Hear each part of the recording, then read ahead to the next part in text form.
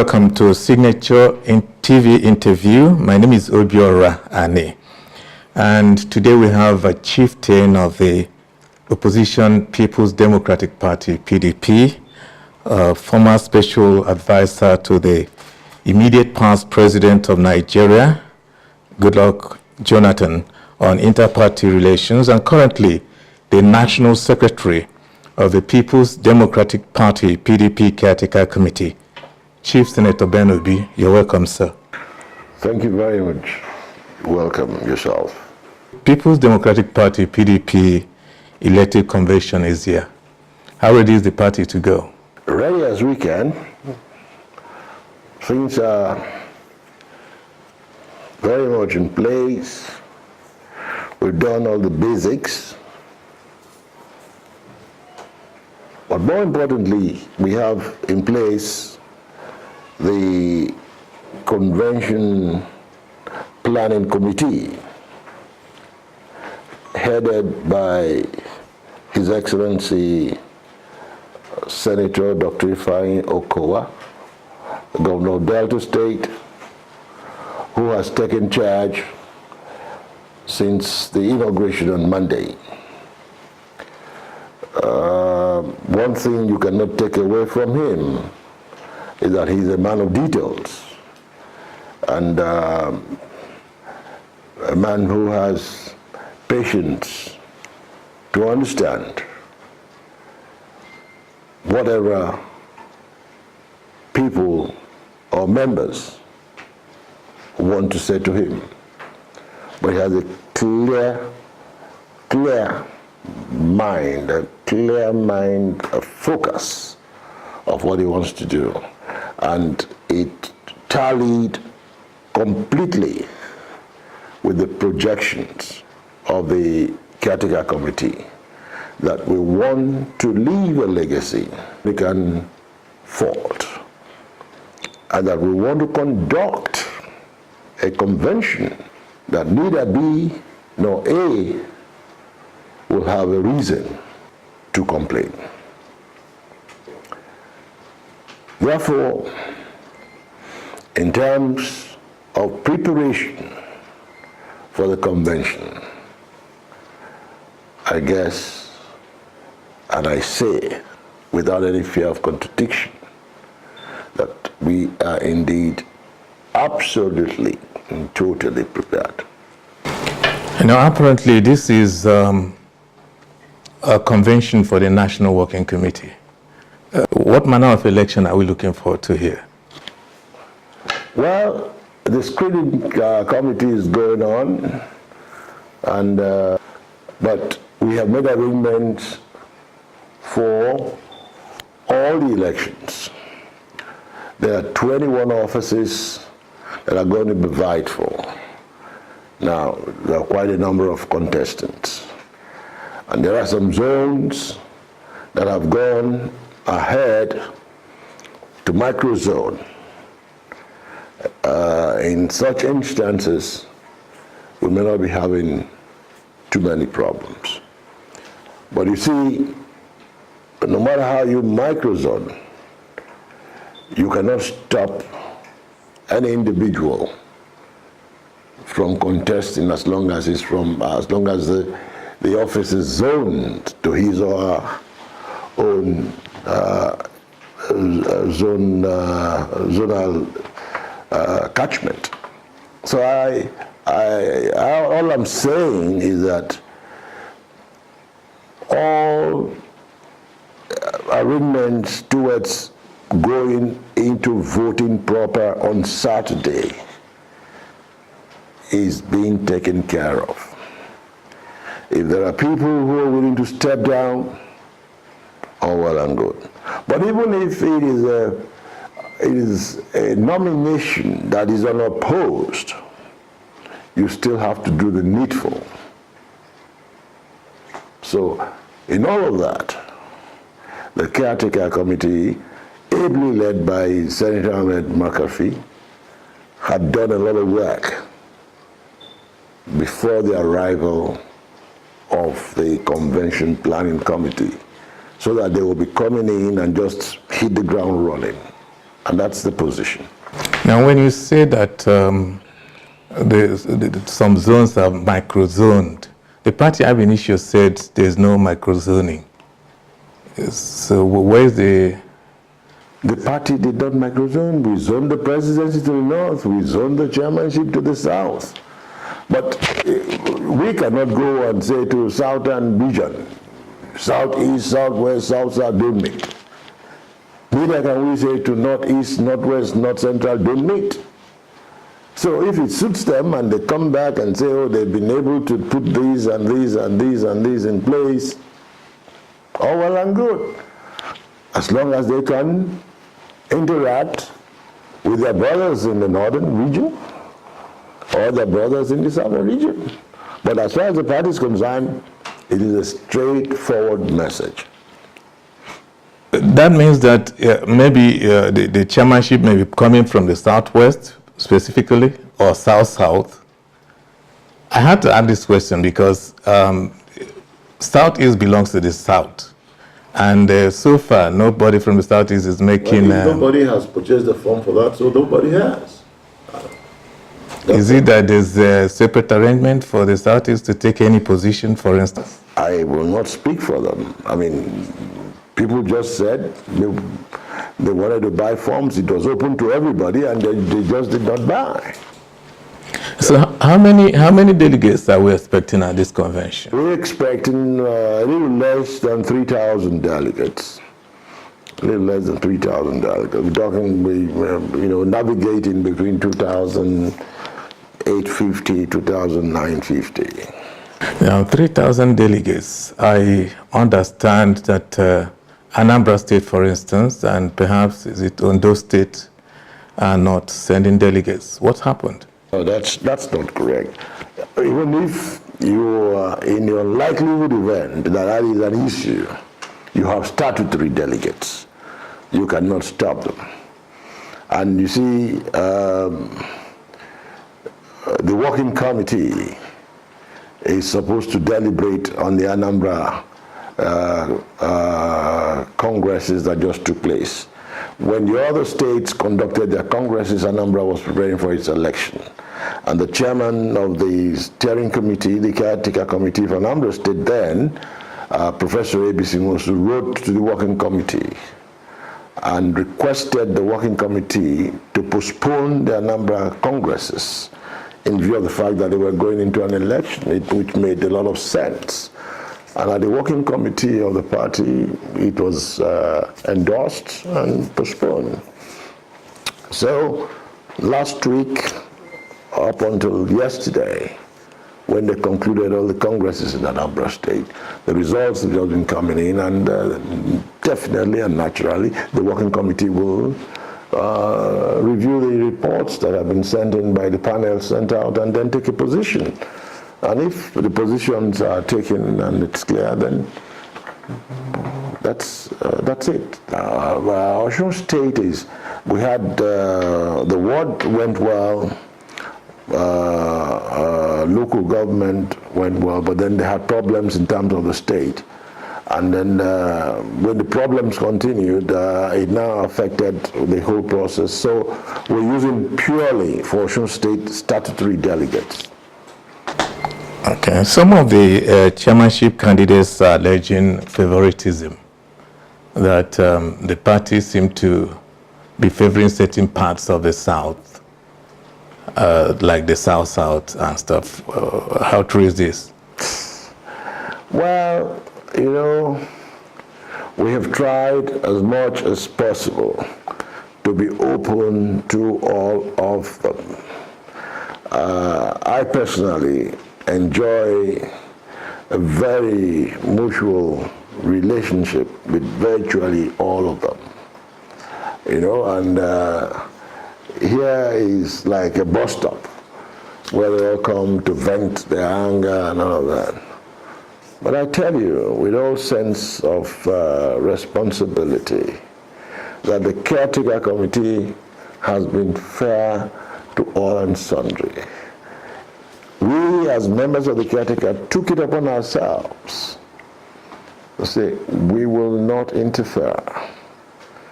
we will have nothing, absolutely nothing to do with any one of them. We would present to them a level playing field. And then we went ahead to reenact, what you would gladly call an MOU. Recall what I did in 2015 when the tension in the country was so high, so thick, and the international community, everybody was panicking. And then some of the high commissioners and ambassadors approached me and said, look, you've been doing a few of these things. Why not do something to douse the tension? So I arranged an all-party summit, which President Buhari attended, then General Buhari, with President Jonathan, and I got them to sign an MOU. So we got them this time to sign an MOU, which they gladly embraced. And we went further to say, look, give us 2 persons per zone. So for each aspirant, we have 12 persons that will be assigned to all the sensitive subcommittees and the main committee. So they will be there. Should anything go wrong, so that they can alert their principals. My dear brother, how else and how best can you through transparency? Tomorrow, the list of delegates from each of the states will be made public. So apparently, the scenario you painted was because perhaps there was apprehension in the country then in 2015. Are you expecting anything untoward in this your convention in terms of? We don't expect anything, but you see, it's just to make assurance doubly sure, to make them understand that we have no reason to shortchange any aspirant. But you see, in politics, when you say A, B, C, D, somebody has gone through the alphabets to Z. And the next thing is that, oh, it's you who said A to Z. We're used to it. But I just want to use this medium to reassure all the aspirants, all the PDP members, we have no interest in who's going to be the chairman or deputy chairman or national public secretary. We have interest in ensuring that we conduct a free, fair, and transparent election that will produce the right people, qualified, competent, as prescribed by members of the PDP, delegates of the PDP. Fortunately, most of the events that we're talking about will be beamed live. And like I said, the chairman of the planning committee, Governor Dr. Signaturetv Yokoa, sounded the note of warning again and again and again today, cautioning all chairmen of the subcommittees, in fact, including the security. And now he said, this time, we are not going to allow campaign into the square. The deputy senate president will come in with his staff car and one extra vehicle. President Jonathan, ditto. The 2 former vice presidents, ditto. The chairman of the Caretaker Committee, ditto. All governors, just their vehicles. So we're going to restrict movement, except you have something to do with the convention. You will not be allowed in. Now don't forget, the last convention we did in August was a non-elective convention. It was more or less like a carnival. We wanted to show Nigerians that, look, this PDP is back and bubbling. But this one is an elective convention. It's business, serious business. So it's not a question of carnival or jamboree. No. That brings me to the fact that some people are alleging financial inducement, a lot of that. Was why I had to ask, what form of convention are you doing? It's elective convention, but is it like open ballot system or what? Because it was alleged that at the previous conventions you had elective conventions, there were a lot of financial inducement.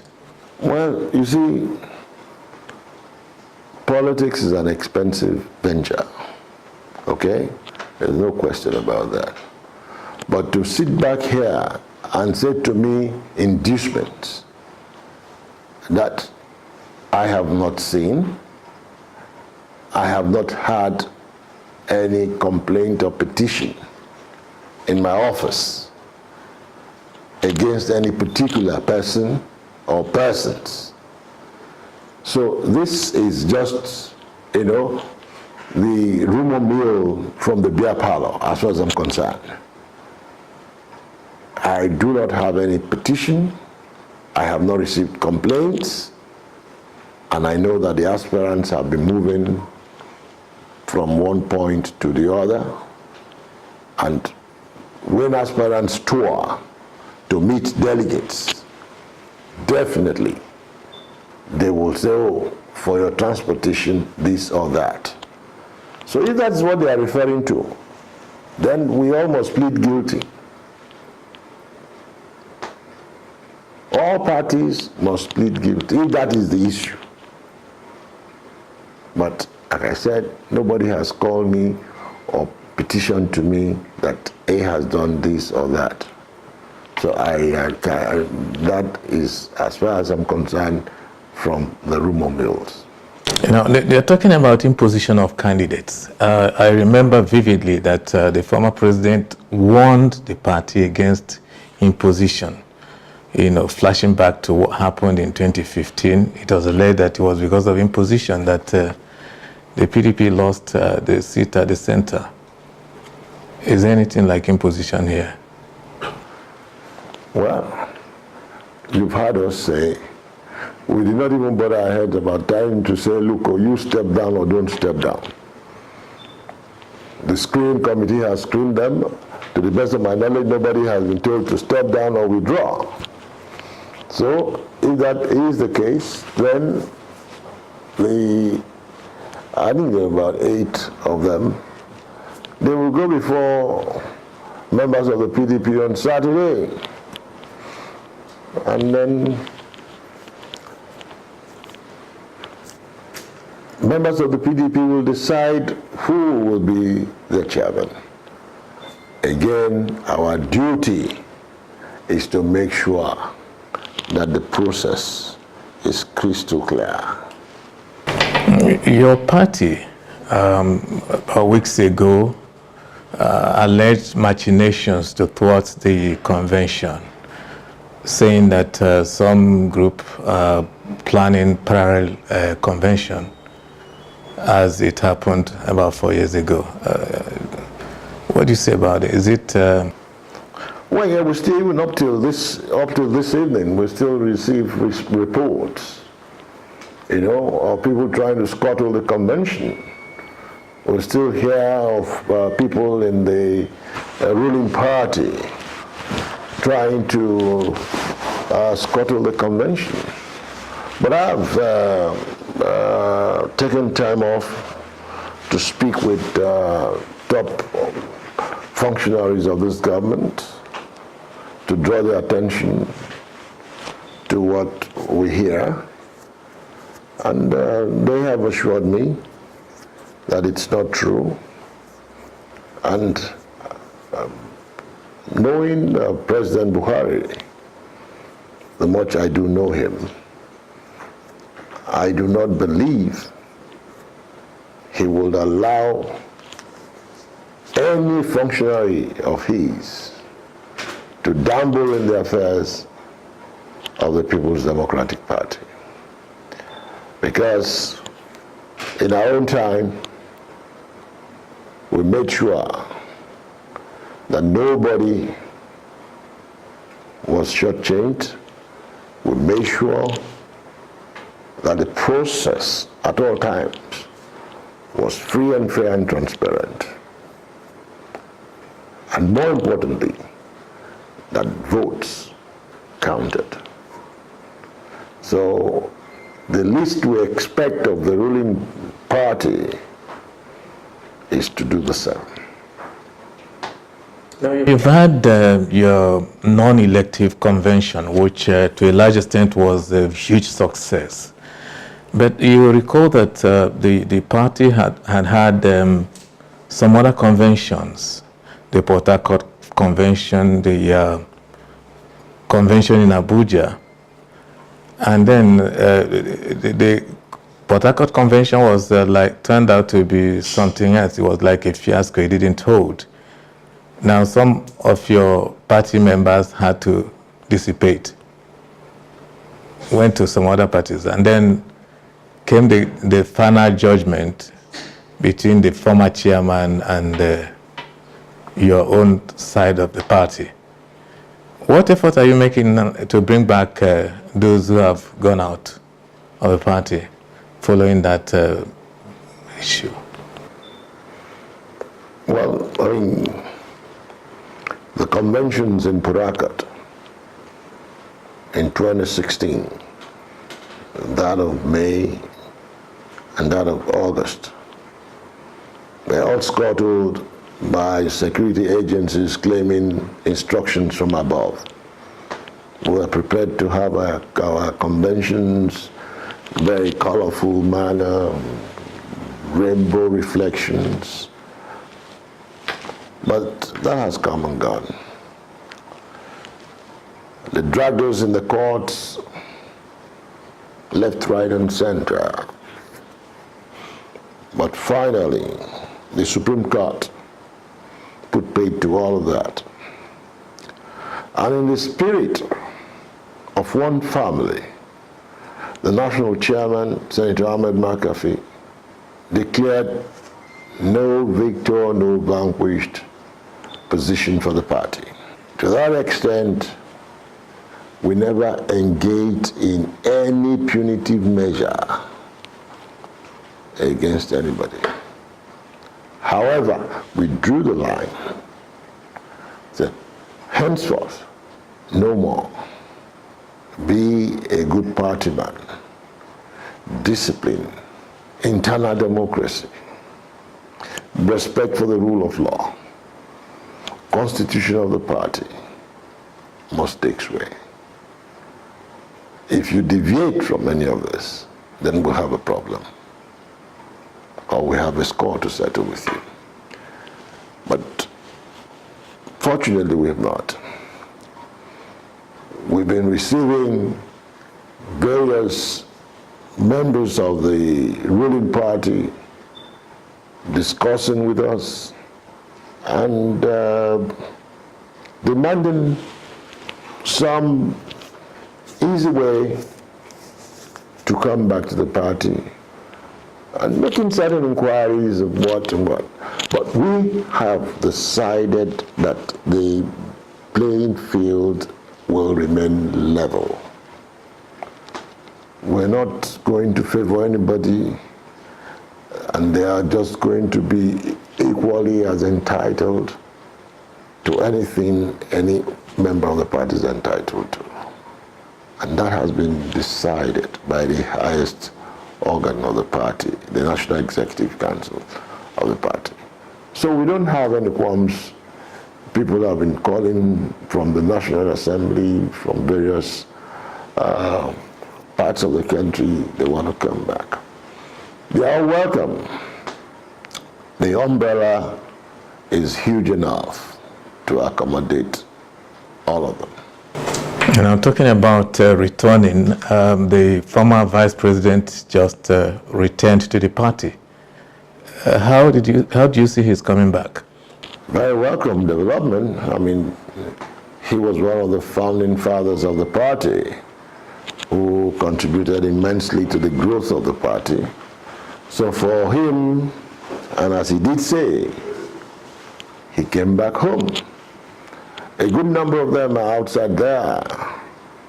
Their home is not the APC, their home is the PDP. And we have stretched a hand of friendship and fellowship to them. And we expect that sooner rather than later, they will come back home to their fold. But the former vice president has always been in and out of the PDP. For instance, the last time he joined the APC, he said he wasn't going to leave the APC for any other party. But here he is now back to the PDP. Are you sure he has come to stay? Well, politics is quite dynamic, and all politics, they say, is local. You know, it depends on what your people are saying to you. And more importantly, it depends on how you see the possibility of bettering the lot of your people. So that may be responsible. It's not cast in iron. Actually, more so when the political parties these days are not founded on an ideological basis. So it's nothing, there's nothing no different really between the parties. Your party said that the former vice president can attend the upcoming convention, but he cannot vote for candidates of his choice. Why did you take that decision? No, we didn't take that decision. He has to be a delegate. It's a delegate election. When the election for delegates were conducted in his state, he was not then a member of the party.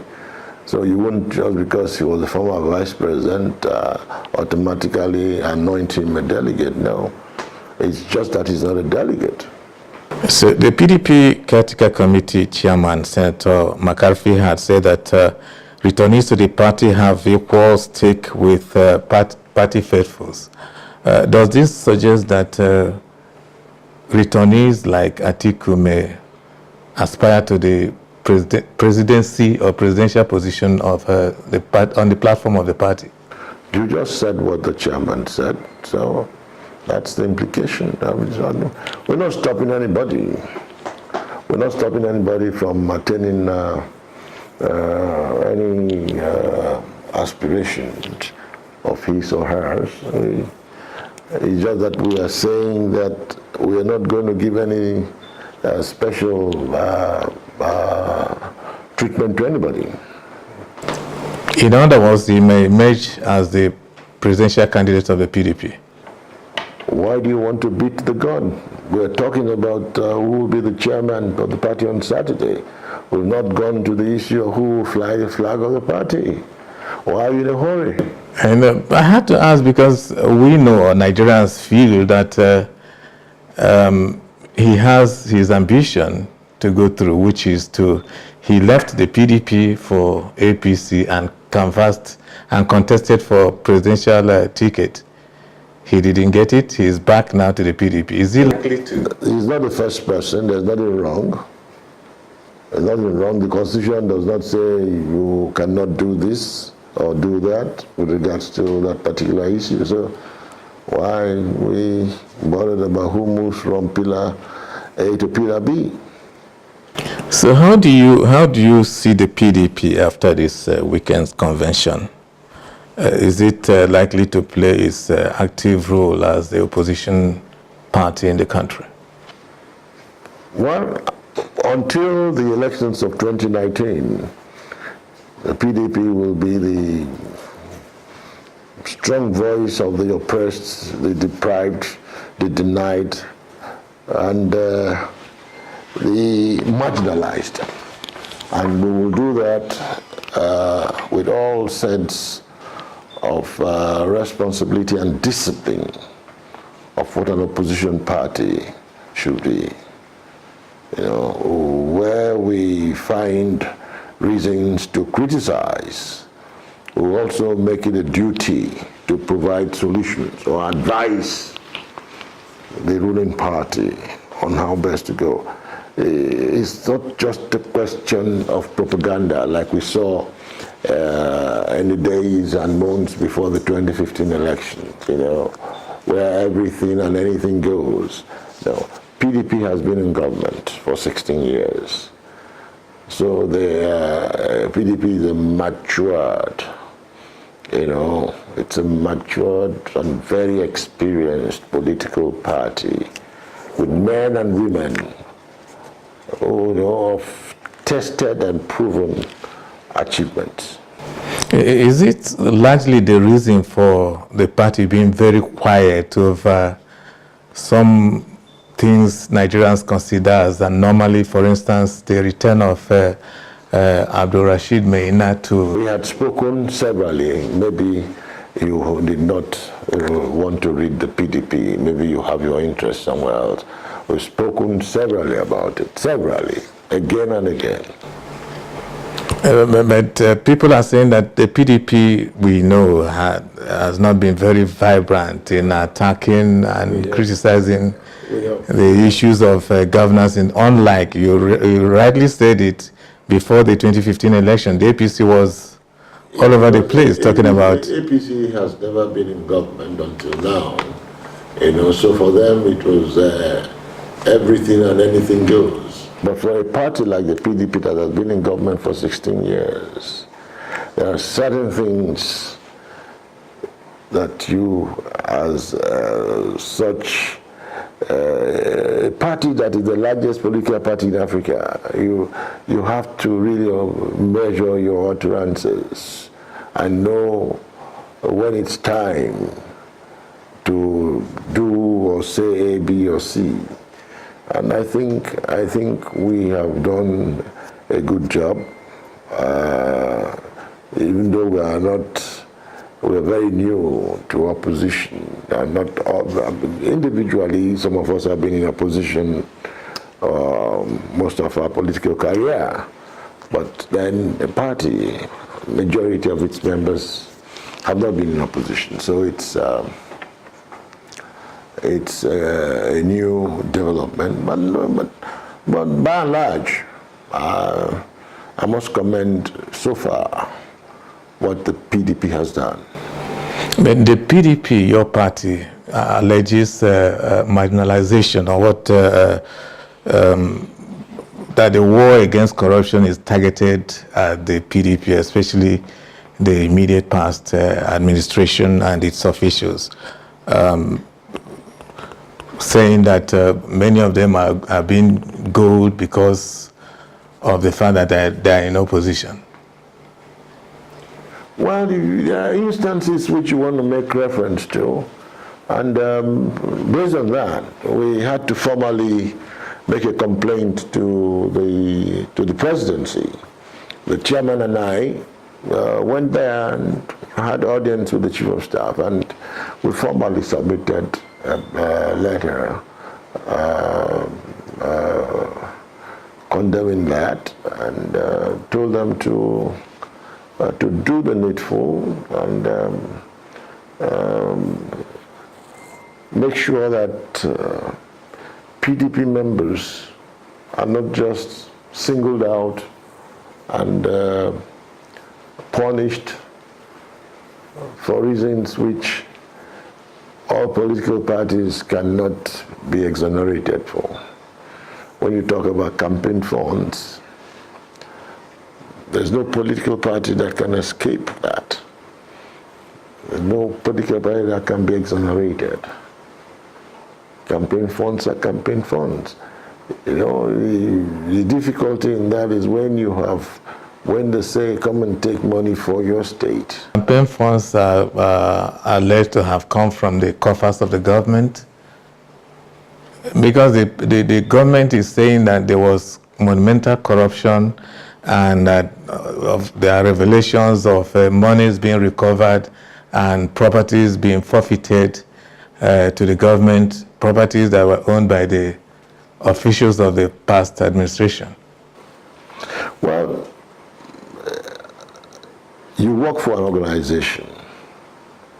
You have come now to interview me in my residence.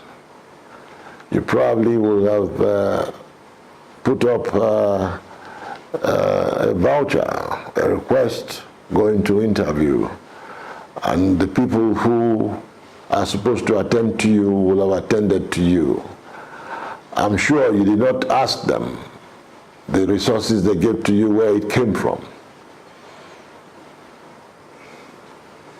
Where? So people, when we go on campaign, people have monies given to them for campaign from the First Republic to the Second Republic to the Third Republic to the Fourth Republic, Fifth, and it will continue. So the truth of the matter is, when I'm pointing this finger at you, Obi, I have these four fingers pointing at myself. And you see, it's a very difficult thing. That's why no success has been recorded in all of this. But in some other climes, in developed parts of the world, like the United States, which we are emulating their democratic system, campaign funds naturally come from private individuals, corporate organizations, not government coffers and stuff like that. Well, like you said, in the developed world, and you are talking about this world that is what? What do you call this world? Is it the third world, or the developing world, or what do you call that? Well, we're emulating the democratic system. Well, that is now spanning over 250 years. We have just done how many? 18 years. We'll get there. But it's important. You see, the PDP is in full alignment with this government to tackle corruption. Quite honestly, I'm saying this now with all sense of seriousness and responsibility. The PDP will align itself fully with this government in tackling corruption. But then we also insist that in doing that, it must not be selective. And we have instances at which we say these are selective cases.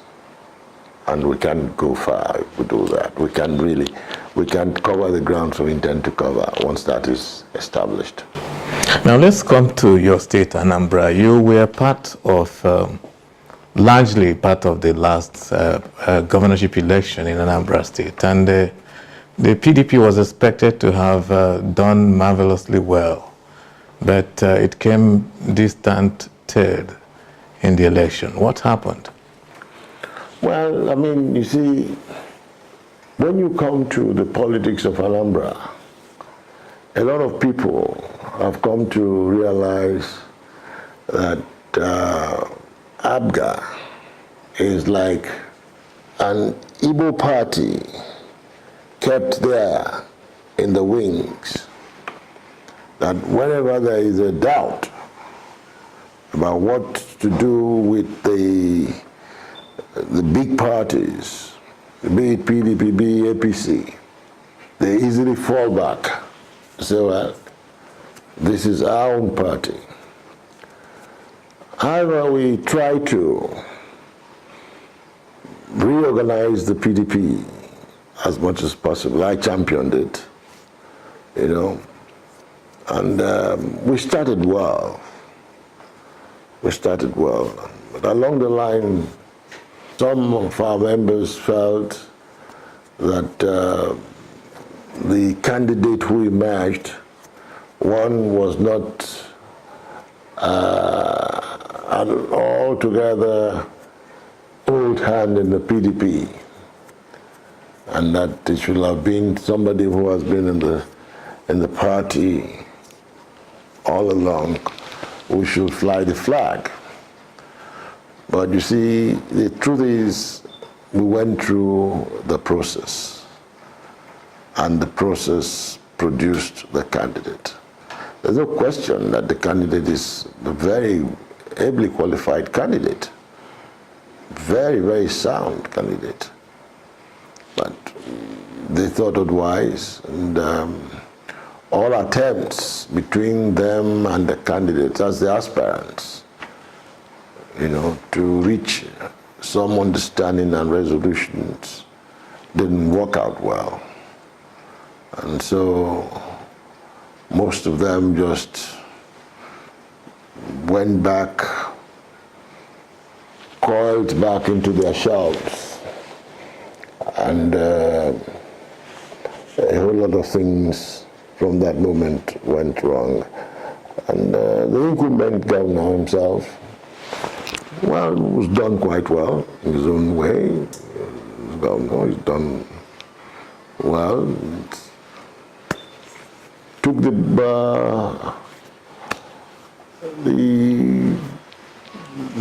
challenge, and they used a lot of things that could easily sway the people. You know, calling on the spirit of Emeko Juku, and you know, at times, a lot of people see that as something that has strong affinity with the Igbo people. So at the end of the whole exercise, it became clear that we shot ourselves on the foot in the PDP because we did not come out fully and wholly to support our candidate. Like they say, all that is history. There was strong allegation that PDP was involved in vote buying in the Anambra State governorship election. No, I did not experience that, and you know, you see, I'm an old man now in politics. I'm spanning 40 years now in politics, that I should not, just because people say, oh, this happened, I will join the bandwagon and say, oh, they said this, they said that. No, I have to convince myself. I have to say, yes, practically, oh, I saw money changing hands, which I didn't say. So I cannot come and say, oh, they said. But you were actually in Anambra State during that period, and as observer teams, both local and somehow international, alleged that there were a lot of vote buying and materials exchange hands. They could have seen that where they went to, but I mean, I'm not sure anybody will be bold enough really to come and start, you know, giving out money in the polling booths where I will go and cast my vote. That wouldn't happen. They could go somewhere else, but I'm only saying that I didn't see what you're talking about. And since I did not see what you are talking about, I cannot give credence to it. I mean, international observers can say whatever they want to say. Maybe they saw what they're saying. I don't know. I wasn't with them. But I'm talking about my own area. There was a serious voter apathy in the Anambra election, and people alleged that felt that it was because of the threat of the IPOB. No, that's not true. I mean, that's not true. When the whole thing started, it was quite slow, but midway through, it picked up virtually everywhere. It picked up virtually everywhere. There was a huge presence of the security agencies. So the first thing everybody is, well, let us know what this we're up to. So, but when they realized that it was just all in the interest of everybody being safe, and then people trooped out. You know, and the innovation of going to accredit yourself and vote simultaneously was very useful. So people came out later in the day, and it was. So what do you say exactly about the IPOB and their role, political role in the Southeast? No, that was not like that. I mean, the election came and went peacefully. Nobody talked about IPOB. You know, I mean, IPOB has never been a violent organization. You know, they've not been going anywhere. I don't know if they came and attacked them and all that. But for me, I think we have passed that.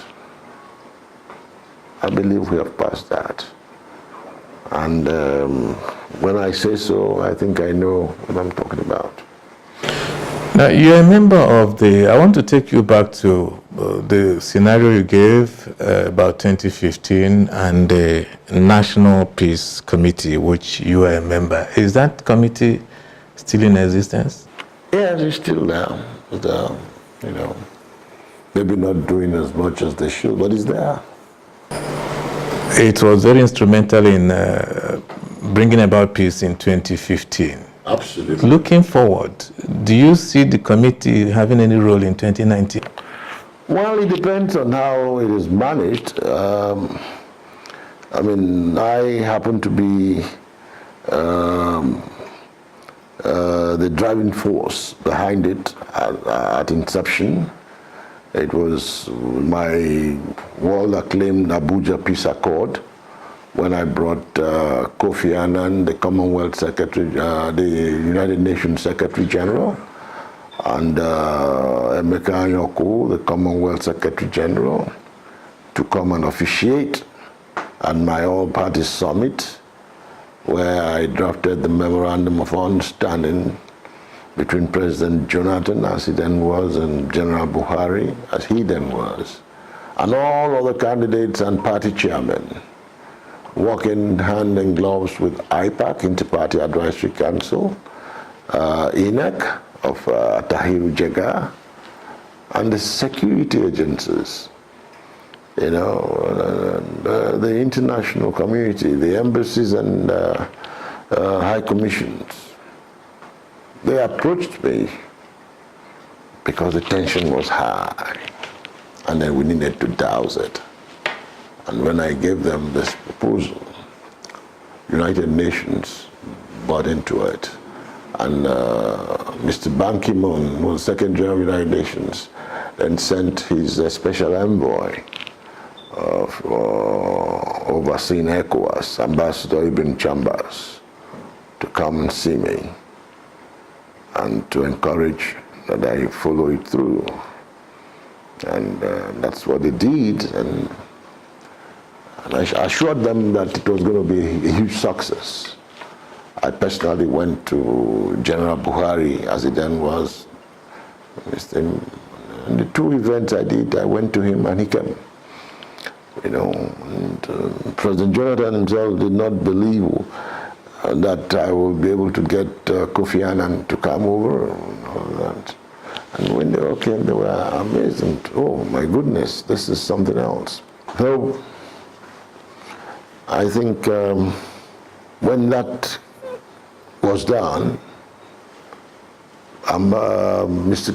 Ban Ki-moon now sent me a congratulatory message, thanked me, and then requested that I immediately put together a national peace committee And as that was on, Bishop Hassan Kuka, having watched my program, the Abuja Peace Accord, felt also the need for a National Peace Committee to follow up. So he and I worked together and went to John Cardinal Onayekon, who gave his blessings to it. And then we set up the lists from General Abdul Salam Abubakar as chairman, Commodore Bituki as deputy, and all the other 23 members. Set the ball rolling. We had so many meetings. He and I were conveners. Matthew Kuka and I were conveners. The rest, they say, is history. Senator Benobi, you accused the ruling APC government of destabilizing what you call the solid foundation the PDP laid for the unity and advancement of Nigeria in 16 years. If you remember, how do you mean? What do you mean by that? I just want to take you to only one aspect, just one. When we conducted the elections in 2015, that was the first time that the international community came out to say the elections met international standards.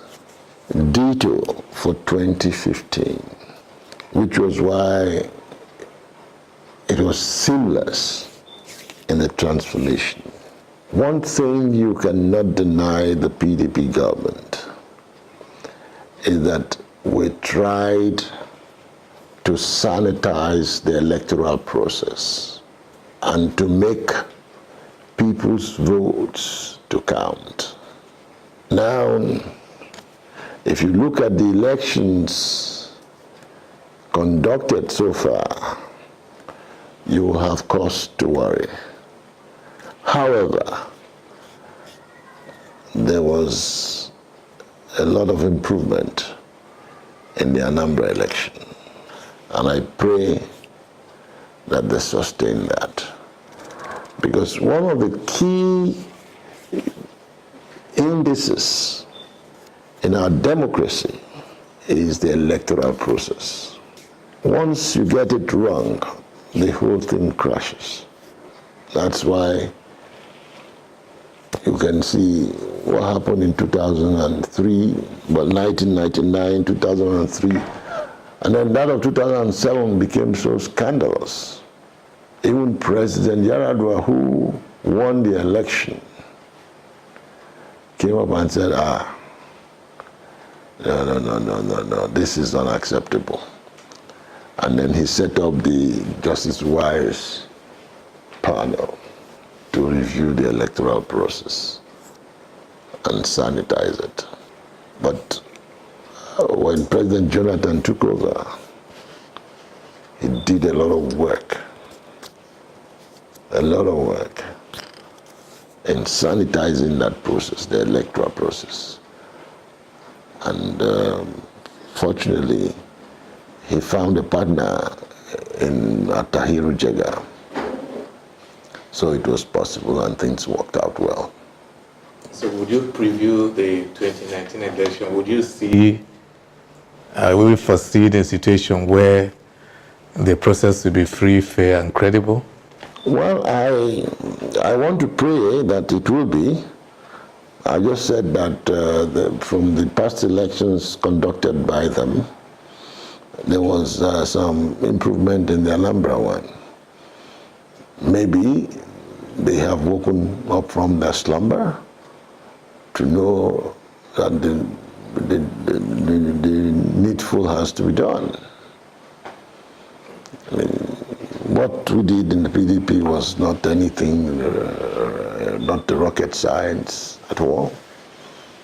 The people who did them. So they have to find a way of trying to identify such people in their own government and in their own cabinet to be able to get them to champion the cause. Okay. From all indications, President Muhammadu Buhari may run for a second term, run for the 2019 general election. Is he a threat to the PDP? No. General Buhari, or President Buhari, you know, it was the PDP members who went into the APC to actualize victory for the APC. I hope you remember.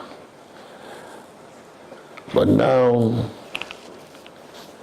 we are trying to get them to come back so that we will know one who is left. And then we will do the tabulations and know those who are left, what can they achieve. But you see, I belong to the school of thought that insists that there is a time to politic and there is a time to govern. I believe this is still a time to govern. So, and when it is time to govern, all hands must be on deck. Because if we derail, the whole country derails. Now, when the time to politic comes, then I will put up the umbrella, hold the umbrella, and provide shelter with the umbrella for millions of Nigerians. What do you say about the Nigerian economy? The economy has been in the doldrum, and the APC government says what they inherited from the PDP was next to nothing, that the economy was almost crumbled before they took over power in 2015. The truth of the matter is that they saw the economic situation, and it was part and parcel of their campaign message. You know, it was in the holistic package of the change mantra, the things they were going to do, revamp the economy. So, I mean, they came into power in 2015, and a couple of months now, it will be 3 years of being in power, and still everything that goes wrong, they say, is the Jonathan administration. And people are tired of hearing all of that. People are wanting to see the change that you promised them. The change that you promised them. You know, so you gave a promise, fulfill your promise.